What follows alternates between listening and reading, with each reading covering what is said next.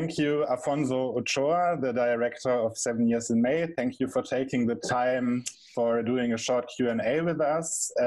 Thank you also very much for your film that we can show it. For me, it's a really important film this year, not only, also because it discusses a really important topic. I think it's, of course, important in Brazil in a way, maybe also now more than ever, but also in many parts of the world, I think, like police brutality or violence or abuse of power is, I think, in many contexts in our world, a big issue we have to deal with. Also in this year, prominently, only to tell one example from the USA, of course. You deal with this topic, I think, in a really interesting and unique way, which has in one way a reduced quality to it, but also in that way like a dreamlike, poetic quality I find really interesting. At the center of your film is a monologue, I would say, from Raphael, who experienced violence himself and tells about it, and it's a really long shot of this monologue. So I would be interested, first of all, how you came to this story. How did you decide to tell this story of Raphael? Yeah. So thank you, Lucas. It's a pleasure for me to present the film at Transit Film Festival.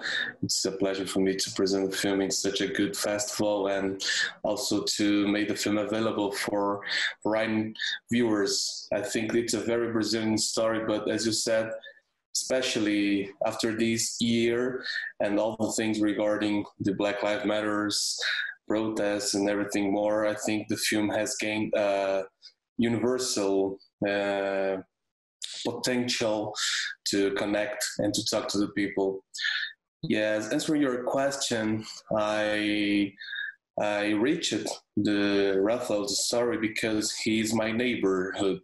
He lives in the same neighborhood that I live, and we are friends since from 2005 or something like that, since we were youngsters.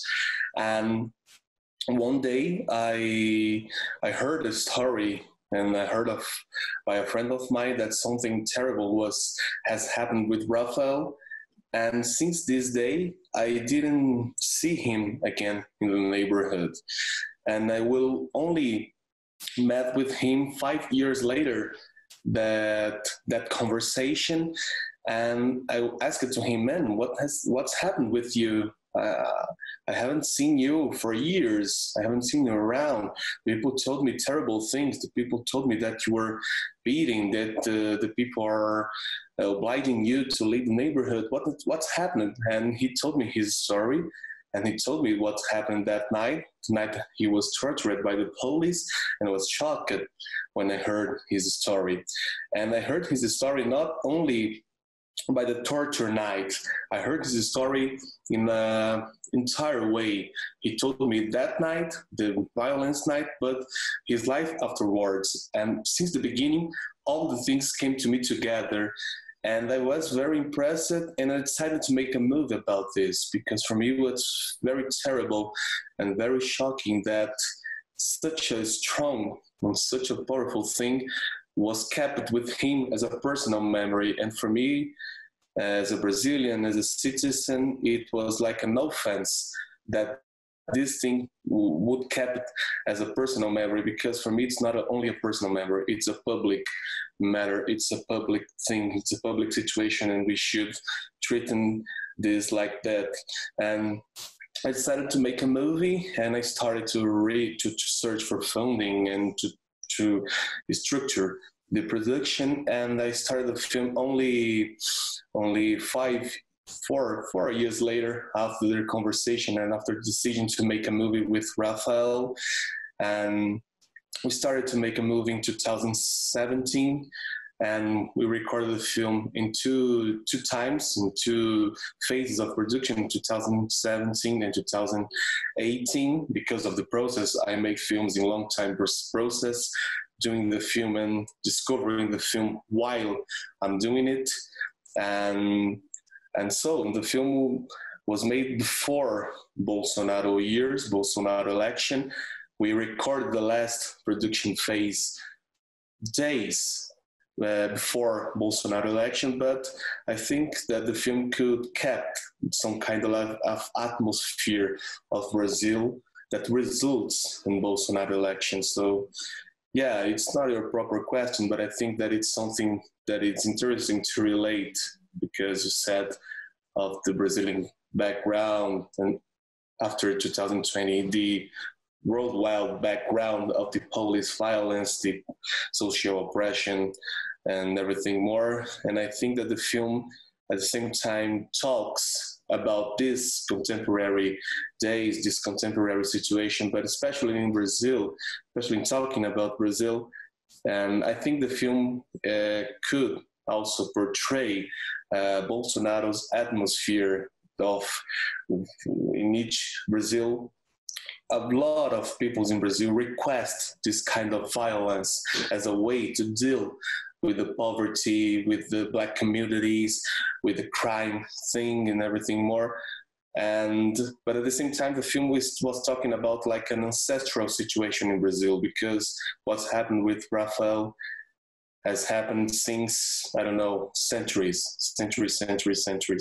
And for me, the Rafael's story, it's also not only his story, it's his life, but through his life, through his story, we can figure like a general situation. We can figure a whole country, we can figure a generation by him.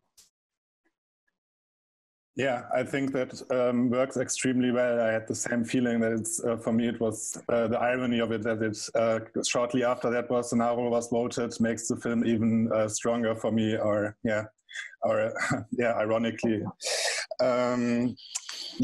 I want to talk with you also about the structure, but first, when we are still at Rafael, I would be interested, because he's also listed as the co-scriptwriter, because of course it's his story, but I would actually be interested in how the work with him went, how before the shoot, how you worked with him, and then also during the shoot. He's not a professional actor, but it works extremely well. I think it's extremely powerful, these 17 minutes monologue. I would be interested if you rehearsed with him, or how did you work with him in front of the camera? Yeah, I think for me, the work with Rafael, it's hard for me to separate this structure, because in my work with Rafael and also in the film's structure, I think that it was the way that I found to realize the intent that I had when I started to make the film, that it was to put together the strong and the dramatic content of his life, the social content that is in his narrative.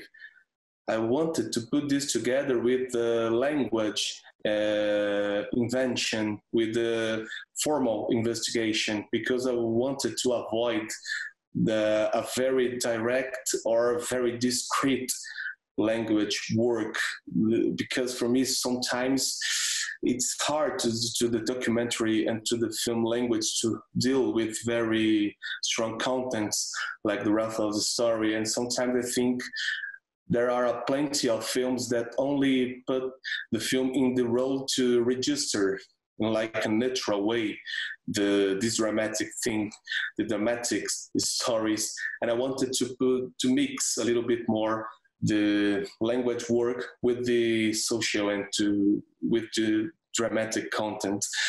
And talking about directly of the work, talking about the work that I made with Rafael on his speech, his narrative, it was a very interesting work. It's a very long process, and I will try to resume it here to avoid to make a very long speech. But yeah, for me, it was a matter to try to find a balance between his spontaneity and to make the film as a platform for him to put his truth, to tell his truth, and to make us as listeners of his truth, and at the same time to build something in a formal way, you know. And I made some personal footage with my personal camera before we started the production, just for me to understand his history, to understand the things that he has lived, and to make him feel also more comfortable with the camera, and to make him feel more intimated with the camera, with the image, and to make him feel that the image is a territory in which he can also brings to him. He can take the power of this to him also. And I made some personal footage of him, like 7 or 6 footage with my camera, my little camera. And then in the first days of recording, I left him very comfortable, and I only asked him, man, come on, tell his story. With very, very few instructions, almost none of instructions, just listen to him. After these 2 days, I talked to him, I saw the images, and I was not that satisfied, because for me, what was very documental, you know, almost TV thing. For me, it wasn't giving us, the viewers, the power of the Raphael's history. For me, it was like a common guy telling common things on the television, like an interview. And I told him, man, I think that we should do a little bit differently. And what do you think about we make some kind of a text about your life, about your story, about the things that we heard and about the things that you said to me, you told me, and then you will say the things, you will tell your story, but following this text, following this thing that we will wrote together. And he accepted. He also, I noticed that he was very interested in this process, because he felt that he was challenged as an actor, and he was wanting this. He want to act as an actor in the film. And he said to me, okay, let's do this. And so I made like 2 sheets of text, but it was a very simple text, because I only put in 2 lines his life situations with some kind of keywords for him to remember, like places, peoples, and dates. Everything he remembered, because it's his life. But I put this like a tip for something that it's important for him to not forget. And I also made an editing with him, said, man, your life is amazing, your life is very strong, you have faced a lot of great things, but I'm not interested in all of these things. I think we should make an editing and take out something, some passage, some situations. And so we built some ellipses, and between one narrative and another step of the narrative, I don't know, maybe years. Yeah, we have years in these ellipses. And he agreed also with these ellipses. He told me, yeah, I face a lot of things, man. I can tell everything. I think we should focus on the main things. And so we built this structure, very simple structure, with some things, only the things that I want for him to tell to us in the film, in a chronological order, with these lines of the keywords, of key information, of key things that I want him not to forget to tell us on the film. And so we started to record his testimony, his speech, following this structure, only telling the things that we put together in these 2 sheets and telling this information. But I told him the words that we'll choose to tell these things is up to you, man. It's your life. Choose the words to tell this. And we started to recording following this basis, following these sheets. And then we did a lot of takes. We redid a lot of takes of this speech, and doing this process of redoing the speech, redoing the scene, I was intervening. I was telling him, giving him some instructions, and directing him, saying, man, come on, change these words, change this structural phrase, tell this more directly, or no, okay, it's brilliant the way you told me, let's keep this. We are together and changing and adapting and building the final text of the film while we redo the scene. I think that we make a lot of takes. I think we did almost 50 takes of the speech. And while this process, we were changing the text, and I was giving him instructions and directing instructions like the eyes direction, the breathing, the time of the speaking, the voice tone.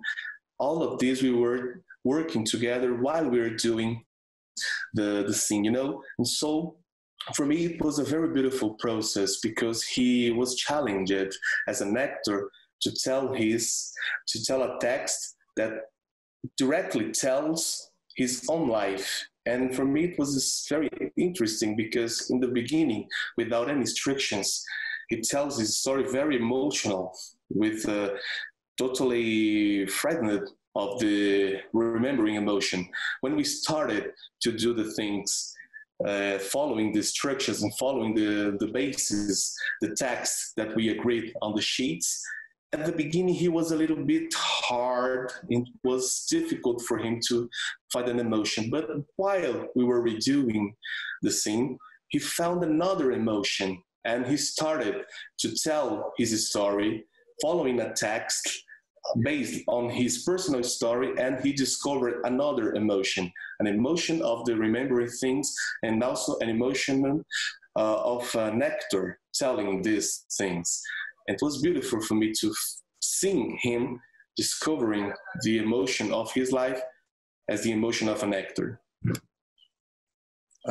That is really interesting because like when you tell us about this process, for me it's the feeling I have in general at this film, that it shows how you know, how film and a filmmaker can make a mixture out of reality, but also constructing, of course, reality.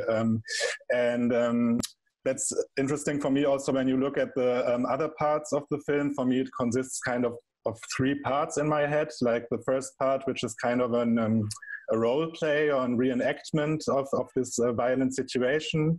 And then the third and the last part is kind of, for me, a theatrical part in a way, really, which is kind of a performance, or which is based on a child's play, but with many actors who seem really staged.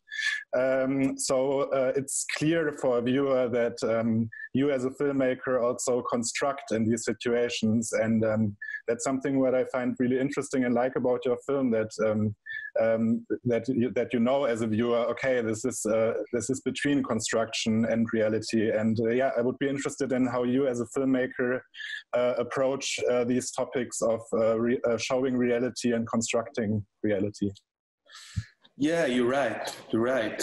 For me, it was, as I said, it was as a director, I think it was my stronger challenge as a director, is try to find the right balance between formal invention and formal intervention, formal building, formal construction, and the Raphael's life's content. And I think the final form of the film is a reflection of my process, because my process during the film recording was trying to find the right way to put this in an image. I wasn't that sure. I tried to do a lot of things on other scenes that wasn't part of the final editing of the film. And I tried to build this image, because the only thing that I know at the beginning of the film is the thing that I don't want it to do. I just don't want it to reconstruct and to portray the torture and the violence in a very naturalistic and realistic way. I don't want to make a reconstruction of the torture like some films do, because for me it was like an abuse of power of cinema, because for me to try to make the things in a very naturalistic way, and at the same time also as the whole naturalistic image, try to build this relationship with the viewer of the identification, because it's not generally in naturalistic representation, the identification thing, the identification factor is the major thing of this representation. And I don't want to make an image in which the viewer could identify with the things that I wasn't portrayed, because I think it's impossible for us as a viewer to identify ourselves with the torture that the Raphael has lived, because only him and only people like him, black, poor, marginalized, could face a situation like that. And so to represent his life, to represent the violence he suffered in a naturalistic way, and try to suggest to the viewer that he can identify with this torture, for me was a bad thing. I don't want to do this, because we cannot identify ourselves with this torture, because this distance between us and him, for me, it was more important. It was the important thing. And so I was, in the film, I was searching for the right image to portray this, refusing the naturalistic or the image that could suggest the identification between the viewer and the violence, you know? And so I was trying to find a balance. I was trying to find a way to portray this, and I tried to make this scene of the torture reconstruction, but in a very unnaturalistic way, expliciting the representation work, expliciting the building of the representation there. And I was trying to find another scenes. And at the beginning of the film, I was intending, my planning was to close the film with the reconstruction scene. I thought that it could be the editing. But when I was making the film, especially when I was making the first step of the editing, I thought that it was a bad idea, because with my intent, and in closing the film with this scene, was try to portray the Raphael story like a constant nightmare, you know? Like to portray Raphael like a man enclosed in his nightmare. And I thought that it wasn't the truth, because Raphael is not caged in his nightmare. Raphael is not a man who is totally affected by this. He's alive. He's moving on, you know?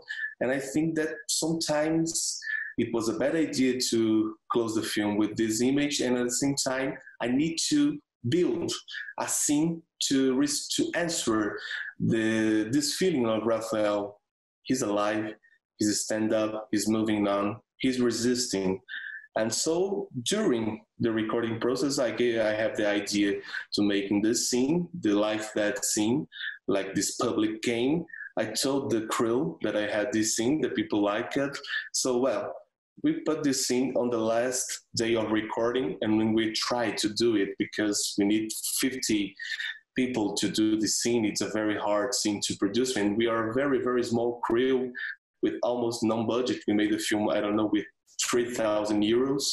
It's a very, very cheap movie. You know, we haven't this structure to make a film like this. And so we put it in the last year, in the last day of recording, and we managed to get the people to do the scene, you know. And so I went to the editing room with all of these scenes, with all of these images that for me was trying to portray the violence and try to portray the Raphael's relationship with this. And the structure, the final structure of the editing was a way to portray my path as a director while I'm doing this film.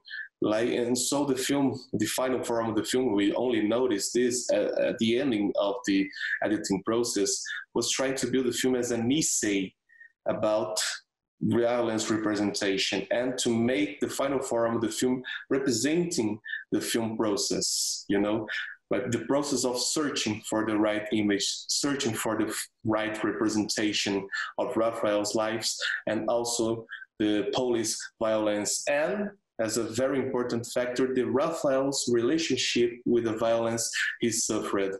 And so we decided to to make the speech as the heart of the film, as the main part in the middle of the film, to put the game at the ending as the ending scene, to portray the Raphael's life nowadays, his power of resisting his stand-up situation, and also as a final jest, we decided to put the reconstruction at the beginning as a way to mix the cards, mixing the things, and start with the representation of something that we just don't know what it is, but a very explicit and a very theatrical, very conscious representation of a violence. And so only afterwards of this representation, we will understand what this scene was representing.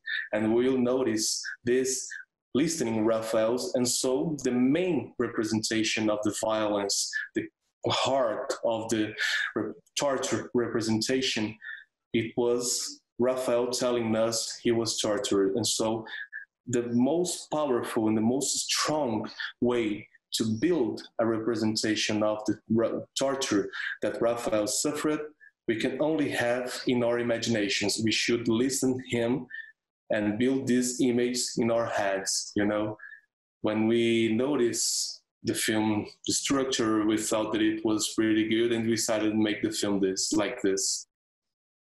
Yeah, I think it works extremely well. For me, it's in a way, it's like the opposite of this kind of torture porn kind of stuff, you know.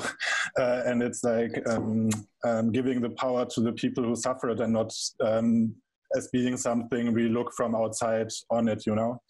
And also this hopeful thing, I really feel it, that it works really well also in the game in the end. You know, he's still standing in the end, you know, he's still there. He's there to tell a story. And it's really cruel, and it's really hard, even though we don't see it, to listen to it, to this cruel reality, but it still has kind of a hopeful feel to it for me. What I also find fascinating in this way is the visual part of the film, which I find really atmospheric and important also, that makes kind of the beauty of the film a little bit, I think. For me, it's one thing is this place where the film takes place, which is for me really interesting, which is like almost a non-place, where it's like really outside of the city, and we only see it at dark, and we don't really know where we are. And also the light and the fire and this yellow light makes all of this dreamlike atmosphere. And I would maybe, as a last question regarding the film, would be interested in, like, what is this place and how did you decide for this place? And how did you decide on this visual style, you know, in the shooting at dark and with this black light and the fire? Oh yeah. All the locations are on my neighborhood, are on the neighborhood that we both live, me and Raphael, you know, and especially the main location of the dialogue, speeching, Raphael's testimony, and dialogue location, because all of these two steps, these two scene phases happens in the same place. I decided to make this because I wanted this thing that you described, this almost anonymous place with no direct references, with no concrete references, like an imaginary and at the same time pretty real places, like an in-between place between these two atmospheres.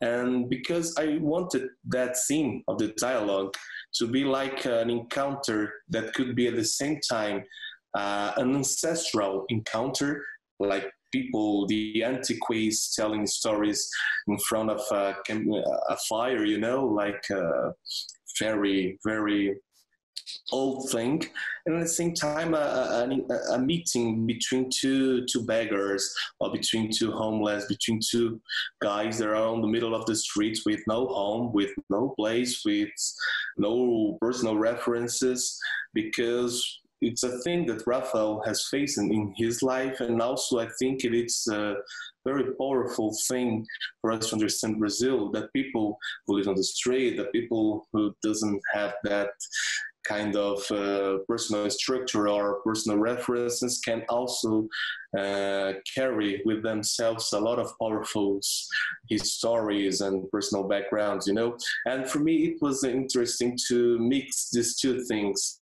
this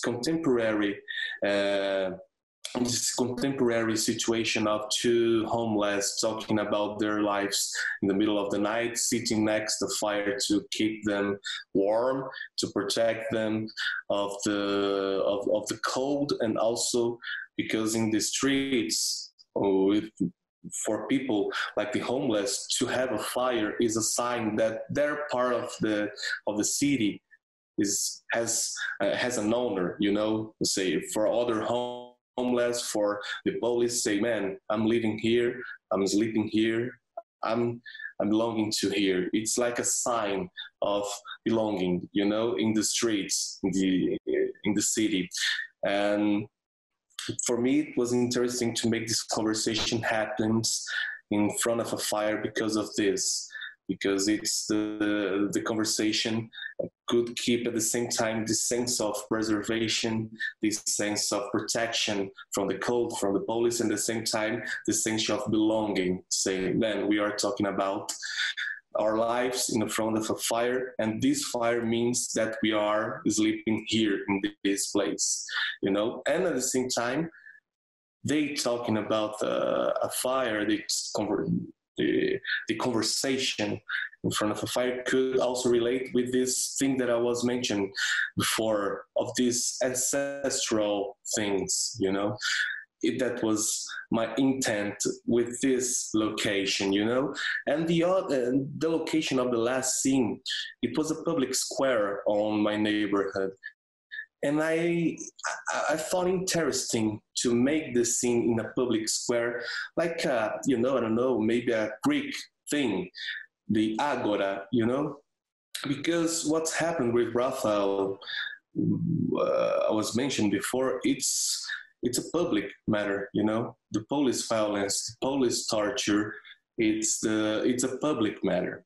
And the terrible thing is that the power of the police obliges the people to keep these memories as personal memories, to keep their mouths shut, And for me, it was a gesture to bring back to the public arena the personal memories and the personal traumas, all of that guys, all of that generation, and all of that young fellows of the neighborhood, to put them in this conflict between them and the police, who is a very strong and a very public conflict, to bring this back to the public arena, to avoid to see this as a personal and an individual thing. No, we should see this and we should discuss this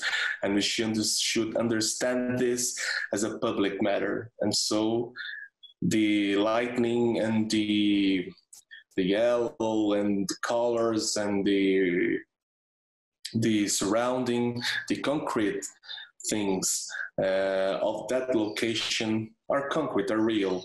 I made the scene with the public illumination, with the public light, in the light of that public place, because for me the main thing was to bring back to the public arena the Raphael's history and the whole generation of Black and poor people's suffering back to the public arena. Yeah, I think that makes it an extreme important film, and also, of course, it's a political film in that way. And for me, maybe as an outlook and as a last question, I would be interested in, of course, now there are two situations in Brazil, of course, like you already said, the man who was elected there, Bolsonaro, and also now with COVID, another worldwide problem, which reinforces a lot of issues also. I would be interested in, as a political filmmaker, if you see yourself as one, how you see the next years and how you look into the future, and also if you have concretely something planned already, what your next steps will be. Oh, yeah, that's a very, very good and very tough question. I don't know. It's very difficult to be completely optimistic in the world that we're living in. But I think that the recent events can bring us a little bit of hope. But at the same time, we should be worried. We should keep to us worried about it because I think that we are facing a new wave of fascism in the world nowadays, and we should have this clear because sometimes the people try to figure this as a economic crisis, as a political crisis for of some countries, and the COVID thing or the immigration problem as isolated factors. And I don't think that we are in a good way if we think these as isolated factors. We should see all of these things together and understand that we are facing coming back of the fascism, you know. And I think we should relate this with the actual stage of capitalism as the first wave of fascism in the beginning of the 20th century. This actual fascism wave has intimate relationship with the capitalism being impossible to provide good life conditions to most of the people, you know. And I think that the people are trying to find answers for the bad situation that they are facing. And the fascism has the power to offer easy solutions for complex problems. And they create enemies and they portray the solutions as the enemies' eliminations, you know, and the people doubt this because it's an easy solution to blame the immigrants for the job problem in the European countries, or to blame the Black communities, the LGBTQ as communities in Brazil as the people who are the responsibles for the Brazilian powers, you know, or blame the communists or the leftists for the corruption problem in Brazil, as Bolsonaro were doing, you know. And so we need to understand that we are facing this very hard enemy that is the fascism. But I think that we are defeating him. When Trump lost his election, it's a very important thing and has a lot of effects in Brazil because Bolsonaro completely lost his mind in the past week, you know, after Trump's election. He haven't since today talked to Biden. He haven't recognized the Biden election. And in the last week, he made a public speech as a president of Brazil saying that Brazil as a nation, we are a bunch of faggots because we are afraid of COVID, you know. So he's out of mind, completely crazy and completely crazy, you know, about this after Trump lost. And so it's a good thing. And yesterday we have cities elections in Brazil because it's separated municipal elections, and the major part of Bolsonaro's candidates has lost again. And we have a very interesting leftist guy who is engaged with social movements, with homeless movements. This guy is on the second round of São Paulo, the biggest city of Brazil. He's a very strong guy, very important guy for the leftist hopes in Brazil nowadays. His name is Guilherme Boulos. And it's a good sign. The Bolsonaro's candidate's loss is a good sign. The Guilherme Boulos' importance is a good sign. But we need to figure that the enemy is around, you know. Trump has 70 million votes. It's a lot of things. Trump, that guy telling these things and doing the things that he did in the pandemic, being almost the completely one responsible, but having a very strong responsibility to letting 200,000 Americans dying of a COVID. He has 70 million votes. So that's huge. And even in my city, Bolsonaro's candidate, who is a completely fascist, who said that the COVID doesn't exist. Brazil haven't faced a dictatorship, military dictatorship. This guy that denies the COVID, that denies the Brazilian dictatorship, he doesn't won the election, but he had 100,000 votes. That's a lot of people. That's a lot of things, you know. And so we must be aware we are defeating fascists, but they are around, and the capitalism is not solutioning the problems. And I think that the capitalism cannot provide good life conditions for everybody. So what's going on? The people were trying to find another solutions for the problems, or maybe we can face the people trusting in the fascists in the next days. I don't know. And I think that in Europe, in the next few days, we're going to have elections. I don't know, maybe next day or next 2 days, we're going to face France's elections. What's going on? Marine Le Pen will be stronger again. I don't know. We're defeating them, but we must be aware they're around. And this is a worrying thing. Yeah, definitely. Okay. I think, I could speak longer about this topic, of course, also, but I think our time is up. But yeah, thank you for this last statement and for this really interesting talk. And maybe even though we have to be aware also for these few hopeful words also. And my hope is that we see each other again next year in May when our festival will take place, hopefully in the cinema, and then we maybe can have a talk about all these topics also with an audience. That would be great.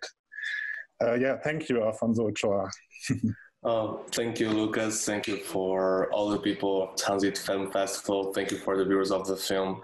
Thank you for this opportunity. Thank you.